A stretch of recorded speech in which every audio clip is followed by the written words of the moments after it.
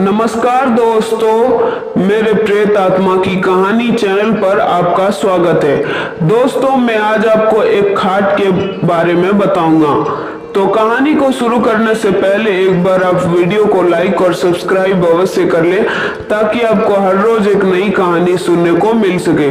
तो आइए चलिए शुरू करते हैं कहानी को। नौकरी छूटने के बाद जब मैं घर वापस आया तो कई तानों का सामना करना पड़ा। दोबारा से परिवार के माहौल में ढलने में मुश्किल भी हुई, पर सबसे ज्यादा तकलीफ तब हुई जब घर वालों ने मेरे पलंग को ही भेज दिया था। तब मेरे बड़े भैया ने मुझे कुछ पैसे दिए कि मैं एक नई खाट ले आऊं, मगर जितने पैसे थे उसमें एक पुरानी खाट भी नहीं आ सकती थी।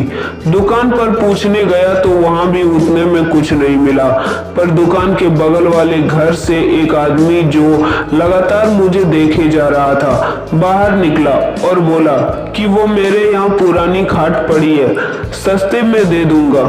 उसने खाट दिखाई तो वो एकदम सही हालत में थी, नई जैसी ही थी, पर उस आदमी ने ज्यादा पैसा नहीं मांगे। ये देखकर मुझे कुछ हैरानी हुई, मगर अपना फायदा देखते हुए मैंने कुछ नहीं कहा। रात को खाना खाने के बाद मैंने राहत की सांस ली कि अब सोने का तो ठिकाना हुआ। थोड़ी ही देर टहलने के बाद बिस्तर लगा के मैं सोने चला गया। सोते सोते मुझे ऐसा लगा कि अचानक ही मुझे कोई धक्का दे रहा है और फिर मुझे किसी खाई में धकेल रहा है। पूरा शरीर दर्द कर रहा था। चीखते हुए मेरी नींद खुली तो मैंने पसीने में खुद को लथपथ पाया। मुझे लगा कि कोई बुरा सपना होगा तो मैं दोबारा सोने लगा, लेकिन खाट पर लेटते ही मुझे ऐसा लगा कि कोई मेरे कंधे को जोर से जकड़े हुए है और फिर मेरे पैरों को किसी ने पकड़ लिया है। दोबारा से मेरा पूरा शरीर दर्द करने लगा। मैं चाहकर भी उठ नहीं पा रहा था। हैरत की बात तो ये थी कि ये सपना नहीं था, सच में कोई मेरे शरीर को जकड़े हुए था। मेरी चीख सुनकर घर वाले वहां फौरन आ गए और उतने में ये सब अजीब चीजें रुक गई।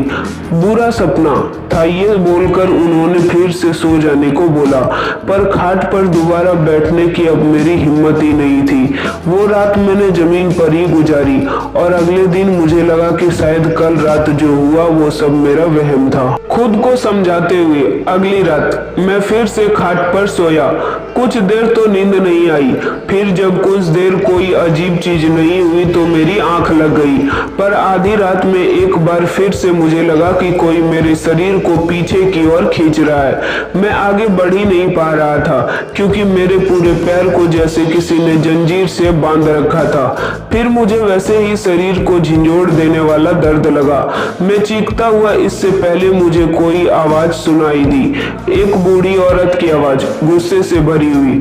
मेरी जगह पर आखिर क्यों आए हो तुम? ये मेरा बिस्तर है, निकल जाओ यहाँ से, जाओ यहाँ से। बहुत देर तक ये आवाज मेरे आसपास भटकती रही, फिर इतना पास आ गई कि लगा मेरे दिमाग से ही निकल रही हो, न कि बाहर से। शरीर के साथ साथ अब मेरा सर भी फटा जा रहा था। तब अचानक मुझे लगा कि मेरी माँ मुझे बुला रही है। उनकी आवाज से मुझे नींद टूट गई। मैं जब उठा तो पसीने से लथपथ था। मेरी माँ मेरे पास ही खड़ी थी। वो मुझे बुरी तरह से देखकर घबरा गई। अब मैंने अपने पैर को देखा तो मेरे पैर पर रस्सी और खरोच के निशान दिखे तो मैं भी चौंक उठा। मैं समझ गया था कि जो मैं महसूस कर रहा था वो कोई सपना नहीं था। सुबह होते ही मैंने खाट को उठाया और बाहर फेंक आया। कुछ देर बाद वो खाट वहां नहीं थी, जरूरी उसे कोई उठाकर ले गया होगा।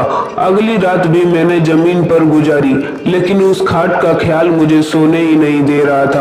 थोड़ी बहुत नींद लेकर सुबह उठा तो उस खाट के साथ एक आदमी भी घर के बाहर मिला जो गुस्से में भरा हुआ था कि आखिर क्यों मैंने इतनी खतरनाक खाट यूं ही खुले में बाहर छोड़ दी थी। झटके, दर्द और बुरे सपने, क्या कुछ नहीं देती थी ये खाट? ये सब बोलकर वह खाट वहीं छोड़ गया। मुझे इतना तो समझ आ गया था कि ये मेरा वहम नहीं है और इस खाट में वाकई कुछ गड़बड़ है। मैं उस खाट को अंदर ले गया और दोबारा उस पर सोने का सोचा ताकि पता कर सकूं कि आखिर वो खाट किस बूढ़ी औरत की थी।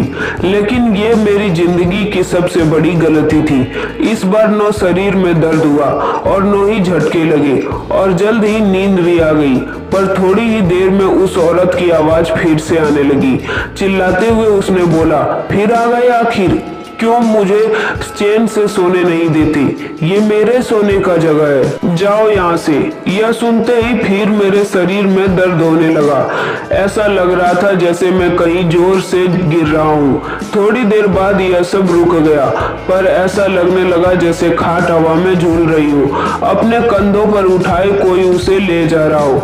मैं सहम जा रहा था। डर ने जैसे चारों ओर से मुझे घेर लिया हो। मैं नींद में था, फिर भी सब महसूस कर पा रहा था। अचानक मेरी सांसें घुटने लगी।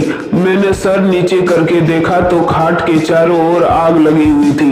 मैंने चिल्लाने की कोशिश की, मगर गले से आवाज ही नहीं निकल रही थी। लेकिन उसके कुछ ही पलों बाद मेरे हाथ और पैर आजाद हो गए। मैं तुरंत उठकर बैठा, लेकिन मैंने जो देखा उससे मेरे रोंगटे खड़े हो गए। एक डरावनी सी बूढ़ी औरत ठीक मेरे सामने ही बैठी थी। उसे देखते ही मैं चिल्ला उठा और मेरी नींद टूट गई। हाँफते हुए मैं चारों तरफ देखने लगा, पर सब एकदम नॉर्मल था। बस मेरे पूरे शरीर घाव से भरे हुए थे। मैं समझ चुका था कि ये बूढ़ी औरत के सोने की जगह थी, जो शायद अब इस दुनिया में नहीं है, लेकिन फिर भी उसे यही सोना पसंद है।